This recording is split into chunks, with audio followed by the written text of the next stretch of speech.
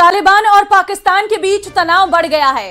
बलूचिस्तान के चमन सेक्टर में पाकिस्तान ने कथित तौर पर हमले कर तालिबान चौकियों और वाहनों को निशाना बनाया है। सीमा पर लगातार झड़पों से हालात तनावपूर्ण है। दोनों देशों के बीच विवाद और सुरक्षा चिंताओं के बीच स्थिति और बिगड़ने की आशंका बनी हुई है। देखिए रिपोर्ट।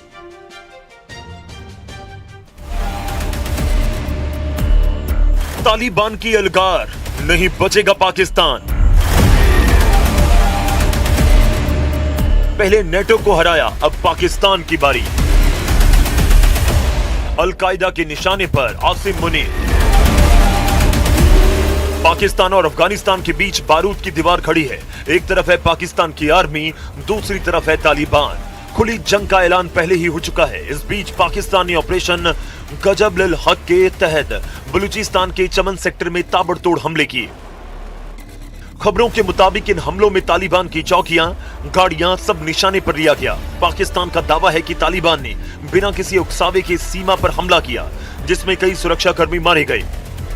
जिसके जवाब में खैबर जिले में 22 आतंकियों के मारे जाने का दावा किया। इस ऑपरेशन में एक 10 साल के मासूम बच्चे की भी जान गई। उधर अफगानिस्तान कह रहा है कि कुनार प्रांत में 24 घंटे में 200 से ज्यादा मिसाइल हमले हुए। घर तबाह, यूनिवर्सिटी पर बमबारी और लोग नदी किनारे भागने को मजबूर हो गए। Multiple airstrikes and mortar shelling into Afghan territory have reportedly impacted parts of the eastern province of Kunar. Officials at a hospital in Asadabad said at least 7 people were killed, 79 injured. That includes 13 women and 32 children. Pakistani सूत्रों का कहना है कि operation गजब अल हक तब तक जारी रहेगा जब तक सभी तय टारगेट हासिल नहीं हो जाते। पाकिस्तान अफगानिस्तान के बीच टेंशन हाई है। दोनों के बीच वार पलटवार चल रहा है। 27 अप्रैल को पाकिस्तान के मिसाइल हमलों में अफगानिस्तान दहल गया था, जिसमें 7 नागरिकों की मौत, 85 घायल हुए। जिसके बाद पिन बोल्डक में तालिबान ने पाकिस्तानी आर्मी पर कड़ा प्रहार किया। इस हमले में 6 पाकिस्तानी सैनिक ढेर हो गए और एक जवान को जिंदा पकड़ लिया गया था।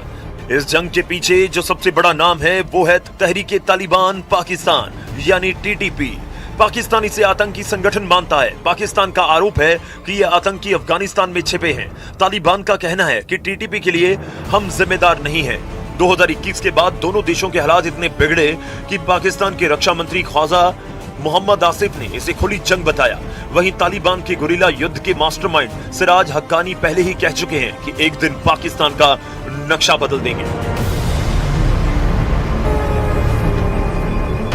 पाकिस्तान के पर पैगाम मत आए देखिए जो